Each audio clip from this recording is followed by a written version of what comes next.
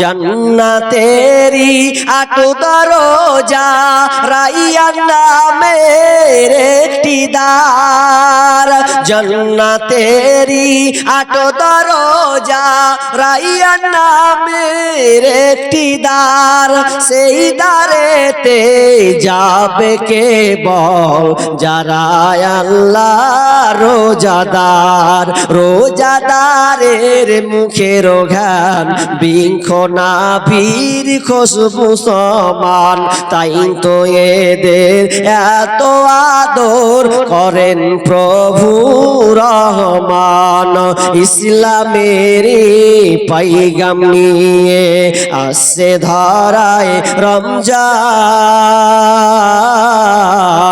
ভোরের আগে নিয়ত বান্ধ ভুল করো না মুসলমান ভুল করো না মুসলমান। তাহলে যারা জান্নাত যাবে রাইয়ান নামক দরজা দিয়ে কারা যারা আল্লাহকে রাজি করার জন্য এই রমজান মাসে রোজাকে কষ্টের মধ্যে থেকে বসে রাখবে। আল্লাহ সুবহানাহু ওয়া তাআলা বলছেন এই রমজান মাসের রোজাকে আমি ফরজ করে দিলাম। কেন করলাম? লাআল্লাকুম তাত্তাকুন, যাতে করে তোমরা ঈমানদার মুত্তাকি হবে, আল্লাহ ভীরু হবে, তাকওয়াবান হবে। এই জন্য আমি রমজান মাসের রোজাকে ফরজ করে দিলাম। মানুষ কিন্তু তাকওয়াশীল হয়, মানুষ কিন্তু ঈমানদার হয়। কিভাবে ঈমানদার হয় আপনাকে বলি, শুনেন। প্রচুর রোদ উঠেছে, এখন রোদ উঠতে গিয়ে দেখবেন মানুষ অনেক সময় ভুল কাজ করে, কিন্তু রমজান মাসে দেখবেন কেউ খায় না। খাই গো? কেউ খাবে না। আপনি বিশাল রোদ্রের মধ্যে আছেন, দুপুর একটা শুরু হয়েছে, রোদ যেন সূর্য যেন মাথার উপরে উঠেছে। এখন আপনি মনে মনে ভাবছেন কি করি আর তো চলে না। তো আপনি বলছেন আমি গোসল করব। গোসল করতে করতে আপনি মাথায় পানি ঢালছেন, পানি ঢালতে ঢালতে ঢালতে ঢালতে এমন সময় আপনি যখন ঢালছেন আপনার মুখ দিয়ে পানিটা চলে যাচ্ছে পাস হয়ে, কিন্তু একবারও তো মনে হয় না যে খেয়ে নি। তবে যদি আপনি পাস হতে মুখ দিয়ে যদি খেলেন, কেউ দেখতে পাবে কি? কেউ দেখতে পাবে না। এরপর আপনি যেন খাচ্ছেন না, বারবার যেন আপনি ফেলছেন। কেন? পৃথিবীর তো কেউ দেখতে পাবে না আল্লাহ ছাড়া। এরপর আপনি খাচ্ছেন না। শুধু তাই নয়, আপনি 3টার সময় রুমের ভেতরে আছেন, দরজাকে লাগিয়ে দিয়েছেন, ফ্রিজ আছে, ফ্রিজের মধ্যে অনেক খাবার আছে, এতগুলো খাবার যে আছে, ঠান্ডা আছে, ফ্রিজে আছে, ফল ফ্রুট আছে। এরপরেও আপনি মন চায় না। যদি আপনি মনে করেন আমি একটা মিষ্টি নিব আর তাড়াতাড়ি খেয়ে 1 গ্লাস পানি খেয়ে নীরব হয়ে যাব, কিন্তু আপনি করতে পারবেন, কারণ আপনার মা বাইরে, ভাই বাইরে, আপনার স্ত্রী বাইরে, আপনার স্বামী বাইরে, সবাই বাইরে আছে। এরপর আপনি খেয়ে নিতে পারবেন, কিন্তু আপনি খাচ্ছেন না। কেন? তো আপনি আল্লাহর ভয়ে, কারণ আমি রোজাটা রেখেছি আল্লাহর জন্য, কোনো মানুষের জন্য নয়। বাংলাদেশের একটা লোক, বয়স্ক লোক, রাস্তা দিয়ে যাচ্ছে। তো রাস্তা দিয়ে যেতে যেতে একটু সাংবাদিক চলে এসেছে, 2-3টা। তো সাংবাদিক বলছে, চাচা এদিকে আসো। কি চাচা রোজা আছেন? বলছে হ্যাঁ রোজা আছি। রোজা কেন করবো না? রোজা আছি। চাচা রোজা আছেন, এত রোদ, একটা কথা বলবো কি? আপনাকে 5,000 টাকা দিব, 5,000 টাকা দিব, নিন। কিসের কারণে? বলছে আমার কাছে 1 বোতল পানি আছে, এই বোতলে পানি আছে, আপনি খান, একটু খুলে দেন রোজাটা। 5,000 টাকা নগদ আপনাকে দেবো। যে 5,000 দেখতে পাচ্ছেন তো? কি উত্তর দিয়েছেন জানেন চাচা? উত্তর দিয়েছে, তুমি আমাকে রোজা ভঙ্গ করার জন্য 5,000 টাকা দিচ্ছ, তুমি আমাকে 5,000 টাকা দিবে যদি আমি রোজাটা ভেঙে দেই। এটা তুমি কোন মুখে বললে বলো? আমি যেদিন থেকে সাবালক হয়েছি, যেদিন থেকে আমার জ্ঞান হয়েছে, সেই দিন থেকে আমি রমজান মাসে রোজাকে ছাড়ি না। ওরে বেটা, তুমি আমাকে 5,000 টাকা কেন? তুমি যদি আমাকে লাখ টাকাও দিয়ে দাও, আমি তো গরিব, আমি 3 বেলা খাবার জুটার জন্য আমি রাস্তায় ছুটেছি, রাস্তায় বেরিয়েছি 200-300 টাকা ইনকাম করার জন্য। কিন্তু রোজা ভঙ্গ করার জন্য যদি আমাকে লাখ টাকাও দিয়ে দাও, তবু আমি রোজাকে ছাড়তে পারবো না, কারণ আমি এই রোজাটা কোন পৃথিবীর মানুষের জন্য নয়, আমি আল্লাহর জন্য এই রমজান মাসে রোজাটাকে রেখেছি।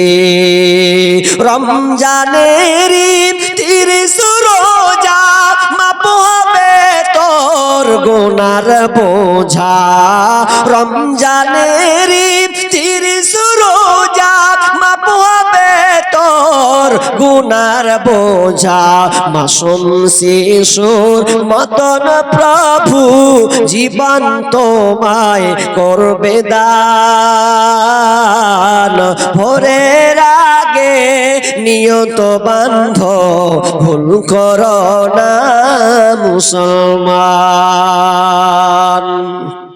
এই মাসেতে দুইটি খুশি একটি খুশি ইফতারে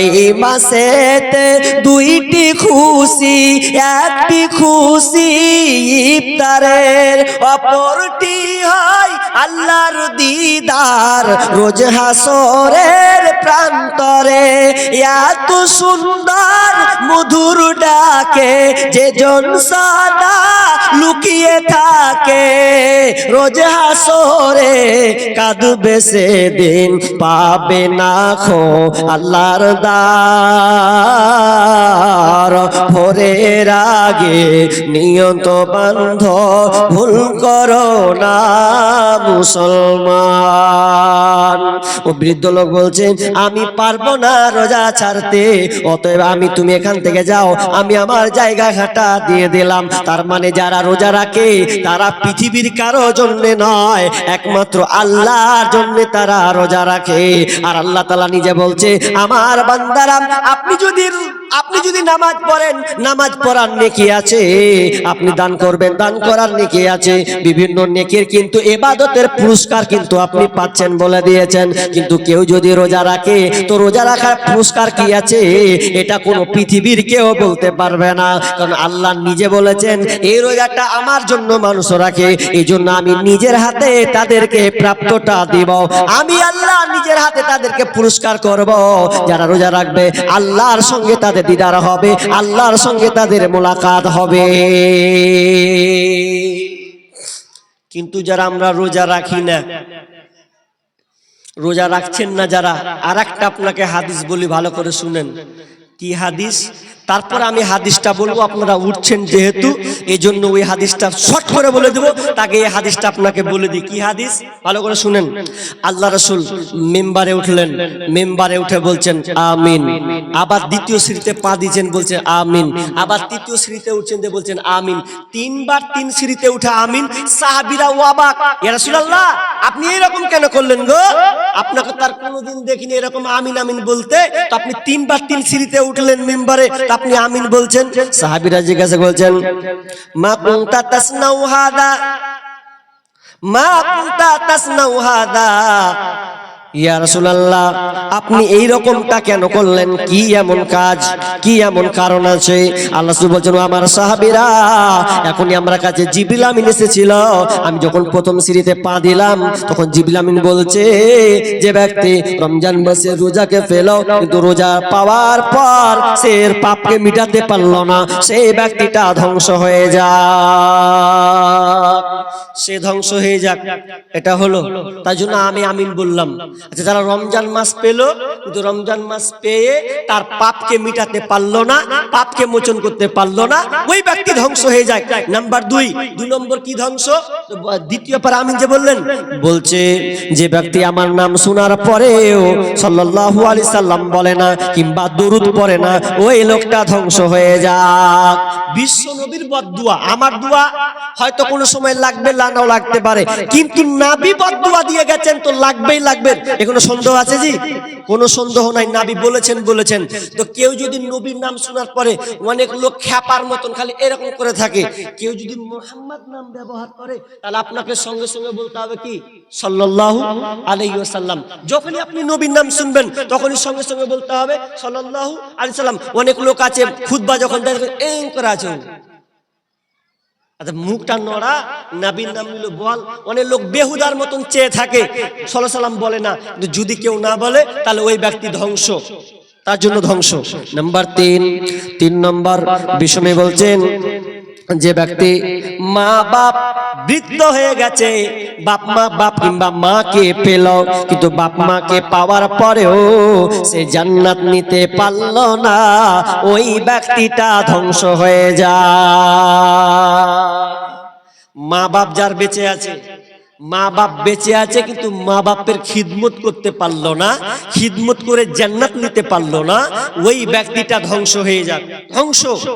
তার মানে যার বাপ মা দুনিয়াতে বেঁচে আছে, ও যদি ওর বাপ মা বেটার উপরে নারাজ থাকে আর যদি নামাজ পড়ে, তাহাজ্জুদের নামাজ পড়ে, ওর নামাজ আল্লাহর কাছে কবুল হবে না।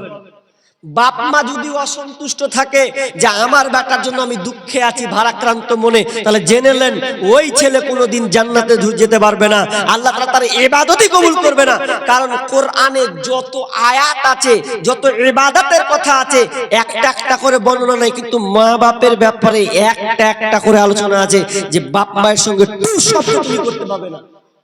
দেখবেন আপনাদের এলাকায় যদি একটা প্রশাসনের গাড়ি ঢোকে, প্রশাসন, পুলিশ, পুলিশ বুঝেন, পুলিশ যদি এখানে এসে যায় প্রশাসন, তো আপনার সামনে আছে, এবার আপনি দেখলেন ওরে বাপরে প্রশাসন, পুলিশ আগা দিকে দারোগা দিয়ে তুমি আপনি মাথাটাকে এইভাবে নিচু করে নিলেন, আপনার এই অমুকের বাড়ি কোনটা রে, বলবেন ও স্যার স্যার, এইদিকে হবে না, ওই সাইডে, মানে এমন ভাবে কথা বলছে ওর মাথা নিচে এরকম হয়ে গেছে, মানে কে যে ওর বাপ চলে এসেছে, বড় বাপের বাপ, মাথাটা একবারে নিচে হয়ে যায়, নরম ভাবে কথা বলছে। ওই জিনিসটা কার সামনে হওয়া উচিত ছিল? জি, বাপ মায়ের সামনে। ওটা তুমি প্রশাসনে ওই দারোগার সামনে করলে, ওটা তোমাকে বাপ মায়ের সামনে এরকম করতে হতো, আব্বা জি, আব্বা জি, মা জি বলেন, মুখখানকে নামিয়ে ঠান্ডা মেজাজে কথা বলতে হবে। তখন আবার লয়, বাপ মা যদি বলে কি হলো, বকার জায়গা পাই না, তখন আপনি ঝাঁকি মেরে দিয়ে আপনি বেরিয়ে চলে যাচ্ছেন। প্রশাসনে পুলিশের ব্যাপারে দেন তো একবার কেমন হয়, পিছের চামড়া আপনার উঠিয়ে নেবে, খুব ভয় জানে। কিন্তু বাপ মায়ের সামনে আপনাকে সতর্ক থাকা উচিত ছিল।